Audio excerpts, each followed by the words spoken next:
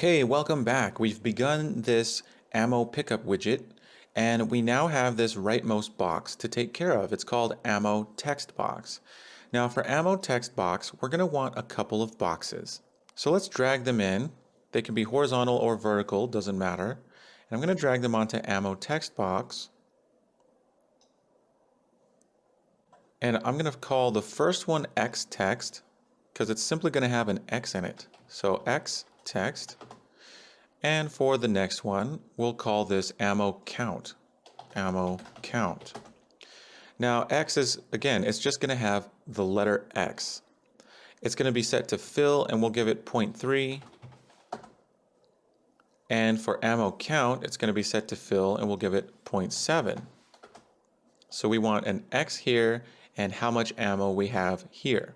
For the X text box, let's drag in a text. So search for text, and we'll drag that right here into the X text box. Now for the text, it's just going to have a X, and I'm going to set this to fill and center for both horizontal and vertical. Now let's see about a font.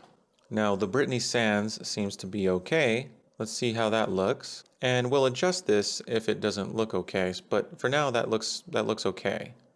The size could probably go down to about 22, but we'll see how we like it. Now for the ammo count box, we're going to drag in a text here. And let's give this a font. We'll try the Brittany Sans for this one. For this text, we're going to set it to fill, and we're going to select left for horizontal alignment and center for vertical alignment. And let's go ahead and set this text to some number, say 45. Now, because the text disappeared, that tells me that this font doesn't have numbers in it. So let's try another font. How about Head Human Bold Cond?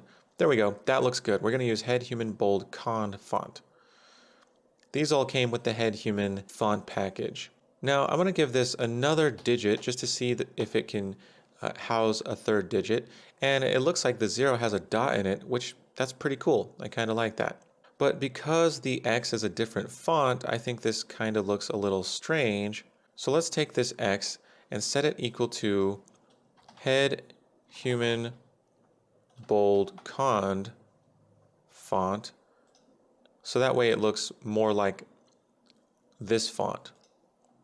And this is nitpicking at this point, but I'd kind of like the X to be a little smaller. Let's try 18.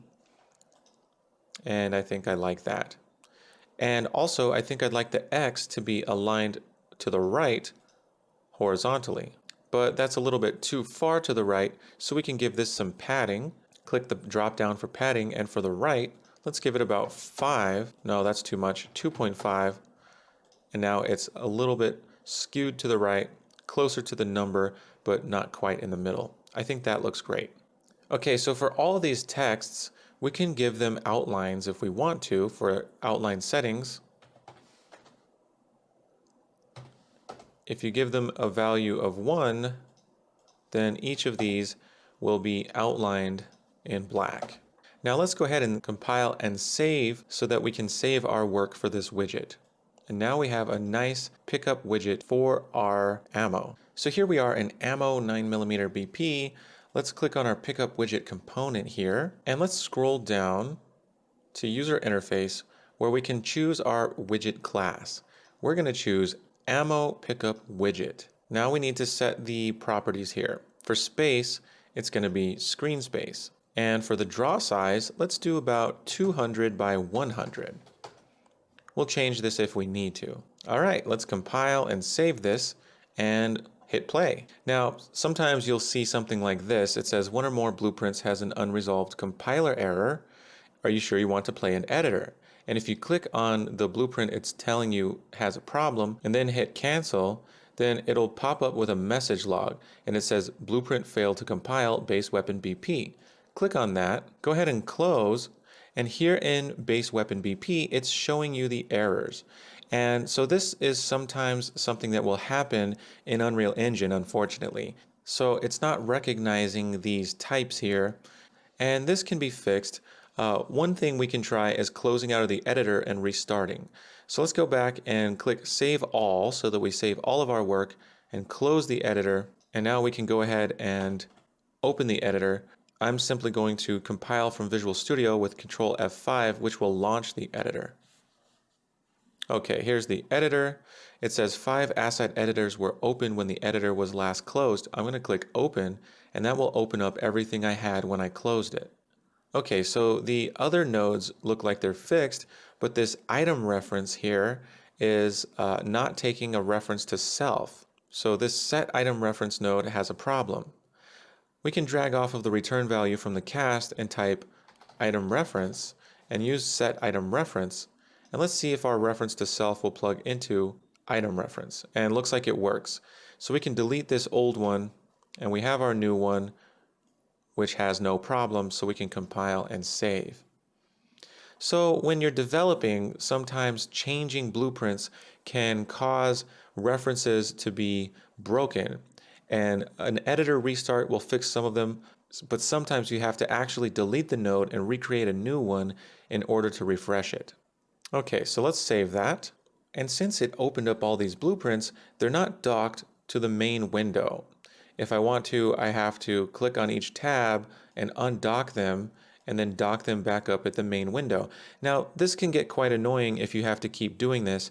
So there's a way to actually change the settings so that all newly opened windows automatically dock up to the main window bar. I'm going to go ahead and show you how to do that now. So go up to Edit and Editor Preferences. In Editor Preferences, in the Appearance section, we have this Asset Editor Open location. It says default, but we can select Main Window.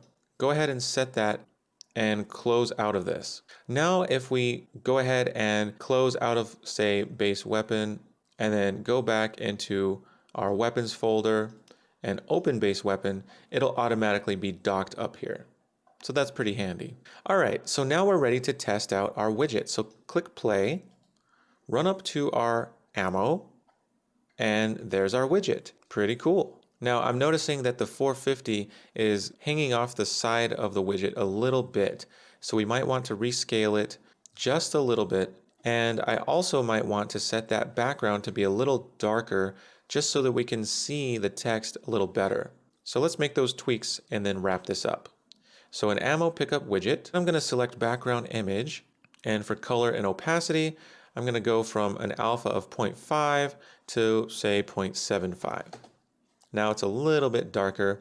Now if we hit play, then our text is a little bit more easy to read. And actually, the text is still spilling over this side because we need to go to our ammo 9mm BP and click pickup widget. And down in the user interface, we're drawing it at a width of 200. Let's go ahead and draw this at a width of, say, 250 and test this out. And now the number is not spilling over off of the widget. And now we have a widget that's telling us to use the E key to pick it up. So if we hit E, we'll pick it up, and now we have more ammo, as indicated by our ammo count here. Okay, this is going to wrap it up for this video. In the next video, we're going to bind some of these properties on our pickup widget. For example, we need to bind our ammo count. So we'll do that in the next video. See you soon.